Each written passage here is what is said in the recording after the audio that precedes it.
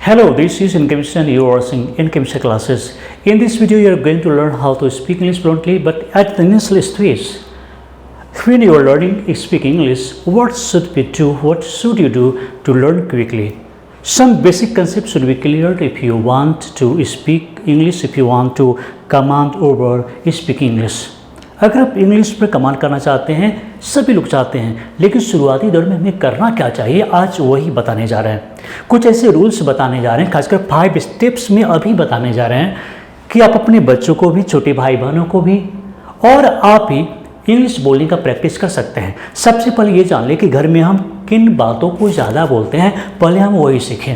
जैसे आप देखेंगे कि घर में हम बोलते हैं कि यहाँ आओ, बैठ जाओ, चाय पी लो, खाना खा लो, नाश्ता कर लो, यहाँ आओ और इस काम को करो, वहाँ जाओ, उस काम को करो, ऐसे बोल रहे होते हैं। हम सबसे पहले इन्हीं चीज़ों को सीखेंगे बोलना, लेकिन कैसे सीखेंगे, इसके लिए भी कुछ टिप्स ट्रिक्स होगा, इसके लिए भी कुछ ग्रामर का रूल्स होगा, हम उसी को जानेंगे और अभी का भी हम बहुत कुछ सीख लेंगे। मतलब घर में छोटी छोटी बातों को आप इंग्लिश में बोल सकते हैं, इतना तो हम अभी बता देंगे और अपने छोटे छोटे बच्चों को भी इंग्लिश बोलना सिखा सकते हैं। बच्चा कोई भी हो, अगर मान लीजिए स्टैंडर्ड 1, 2, 3 में है तो आप उसे ये सब सिखा सकते हैं, पढ़ा सकते हैं, घर में उसे इंग्लिश बोलना सिखा सकते हैं, आप भी प्रैक्टिस कर सकते हैं। तो चलिए शुरू करते हैं, एक एक चीज़ को समझने का प्रयास करेंगे क्योंकि स्टेप 5 तक बताने जा रहे हैं। तो सबसे पहले हम देखें कि हमें हमेशा हम कुछ भी बोले लिखे पढ़ें, लेकिन ग्रामर से उन चीज़ों का रिश्ता जरूर होनी चाहिए, ग्रामर से अलग नहीं हो सकता है। घर में जब छोटी छोटी बातों को बोलते हैं कि यहाँ आओ, इस काम को करो, वहाँ जाओ, चाय पी लो, यहाँ आओ, पानी पी लो, कुछ भी छोटी छोटी बात जो हम बोलते हैं उन सभी को इंपेरेटिव सेंटेंस इंग्लिश में बोलते हैं। मतलब इसमें हम क्या करते हैं, ऑर्डर, एडवाइस और रिक्वेस्ट देते हैं, लेते हैं। तो इन सब चीज़ों को हम इंग्लिश में कैसे बात करेंगे, छोटी छोटी बातों को जानने के लिए ये समझ लें कि यहाँ पर जो गो लिखा हुआ है, मैंने गो लिखा है, इस गो का मतलब क्या होता है। जब भी किसी से बात करते हैं, किसी से पूछते हैं, बोलते हैं कि गो मीन्स क्या होता है, तो जाना बताया जाता है। लेकिन जब भी किसी वर्ब को बोला जाए, खासकर स्पोकन में, गो, प्ले, रीड, लुक, कम, इन सब का मतलब है कि हम किसी को ऑर्डर दे रहे हैं या रिक्वेस्ट कर रहे हैं, एडवाइस दे रहे हैं, कुछ कह रहे हैं किसी को हम। तो यहाँ पर गो का मतलब जाना नहीं होगा, जाओ होगा। यहाँ से शुरुआत होता है घर का स्पोकन, यहां से शुरू करते हैं बेसिक बिल्कुल इंग्लिश बोलने के लिए। तो यहां पर गो मीन्स होता है जाओ, प्ले खेलो, रीड पढ़ो, लुक देखो, कम आओ। कम मीन्स आना नहीं होगा। अगर आप शुरुआती दौर में है, सीख रहे हैं, तो कम मीन्स आना नहीं समझ करके कम मीन्स आओ। उसी प्रकार हम यहां पर देखेंगे वेट, इंतजार करो, वेट रुक जाओ, स्टार्ट शुरू करो, स्माइल मुस्कुराओ, सिट मीन्स बैठो। इन सब चीज़ों को पहले हम बच्चों को सिखाएंगे कि कम, सिट, प्ले, रीड। हम ये सब छोटी छोटी बातों को बोलेंगे, वो समझ जाएगा कि अगर हमें रीड बोला जा रहा है तो हम क्या करेंगे, अगर हमें लुक कहा जा रहा है तो हम क्या करेंगे। इन सब चीज़ों को हम शुरू में बोलना सिखाएंगे। उसी को अगर नेगेटिव में बात करना है, मना करना है कि ये मत करो, वो मत करो, तो आप क्या करेंगे, सिर्फ डोंट का यूज करेंगे।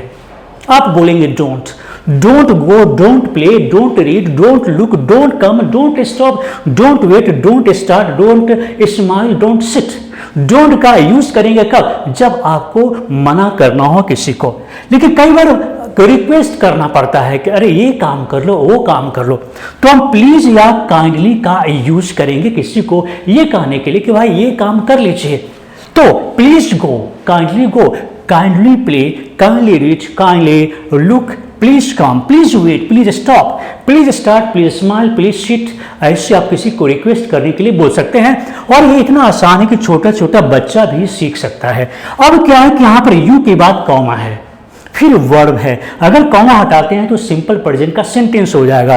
तो हम क्या करेंगे, यू का मतलब यहाँ पर क्या होगा, जैसे हम बोलते हैं ए लड़का यहाँ आओ, ए, या फिर तू बोलते हैं तू यहाँ आओ। इस तरह का हम लोग जब बोलते हैं तो उसके लिए यू का प्रयोग करेंगे। जैसे you come, you go, you sit, यानी कि ए तुम बैठ जाओ, ए जाओ वहां चले जाओ, ए इस काम को करो। जब ऐसा करना हो तो हम यू बोलेंगे। उसके बाद देखिए यू डोंट गो, ए तुम मत जाना, ए तुम इस काम को मत करना, तो यहाँ पर हम यू का यूज कर सकते हैं। उसके बाद क्या है कि जितने भी यहाँ पर इंपेरेटिव सेंटेंस है इन सबसे पहले यहाँ पर यू छिपा हुआ है। मतलब हम बोलते हैं गो का मतलब तुम जाओ। अगर फर्स्ट स्टेप आपने सीख लिया है तो इसके आगे हम सीखेंगे गो एंड गेट मीन्स क्या होता है। इससे याद करना होगा, याद कराना होगा। गो एंड गेट मीन्स होता है जाओ लेते आओ, या फिर गो एंड ब्रिंग भी बोल सकते हैं। लेकिन गो एंड ब्रिंग तो चलो कॉमन है, सब जानते हैं।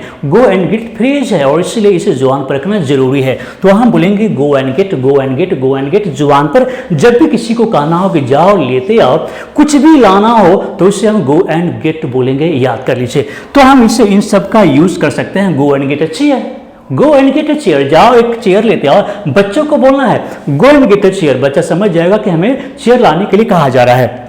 Go and get a pen, go and get a bottle, go and get a book, go and get your bag, go and get your notebook.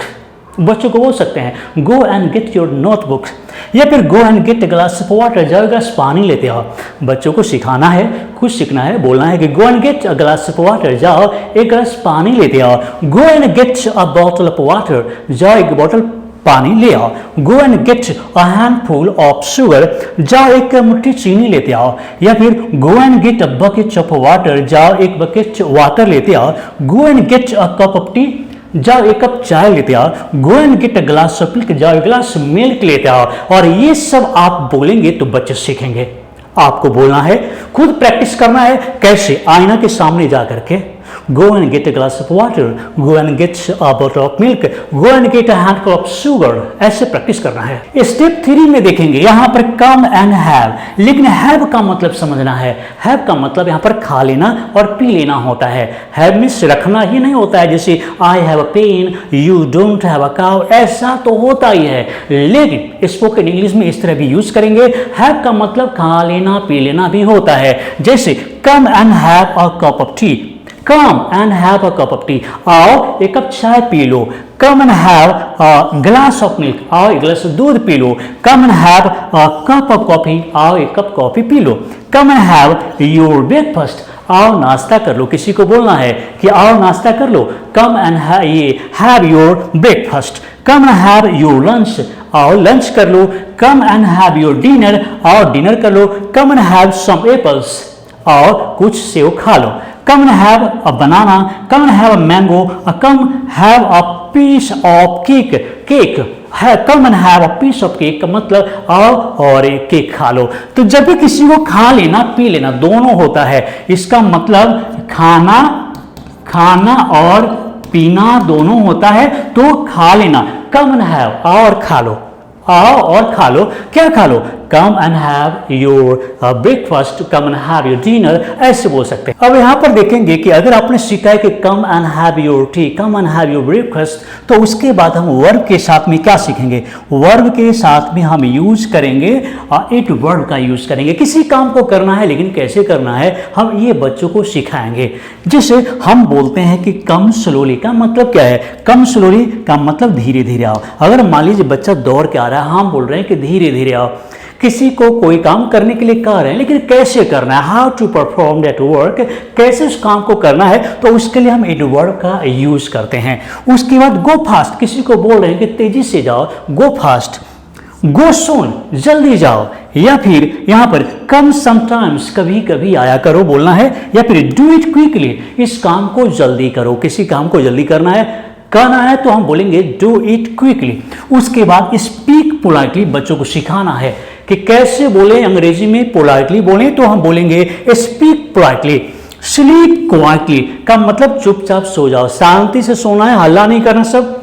उसके बाद रीड अटेंटिवली, ध्यान पूर्वक पढ़ो। या फिर वॉक केयरफुली, संभल कर चलो। या फिर राइट ब्यूटीफुली, सुंदर तरीके से लिखो। तो किसी काम को कैसे करें, किसी भी काम को कैसे करें, हम इसके लिए वर्ब के साथ में इट वर्ब का यूज करेंगे। अब सिखाना है कि किसी काम को करते रहना है, जैसे मुस्कुराते रहो, पढ़ते रहो, खेलते रहो, सोते रहो, अध्ययन करते रहो। उसके लिए क्या हम करेंगे? जैसे कीप के साथ में हम जिरन का यूज करेंगे। जिरन का मतलब है कि जब भी किसी वर्ड में आईएनजी लगा करके नाउन की तरह यूज करते हैं तो जिरन बोलेंगे।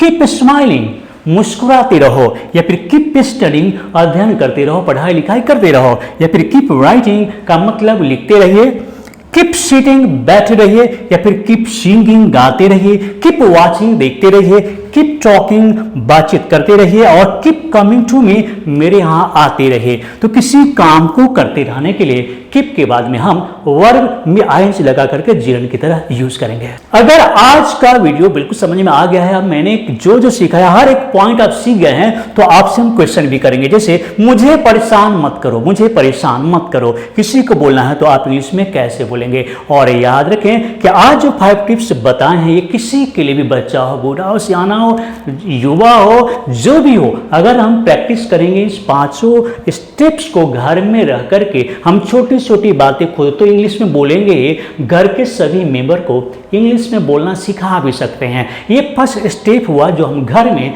इन सब चीज़ों को बोल सकते हैं। तो जरूरी है कि हर एक मेंबर इस वीडियो को देखिए, प्रैक्टिस कीजिए और अपने दोस्तों को भी शेयर कीजिए ताकि सभी लोग इनका प्रैक्टिस कर सकें।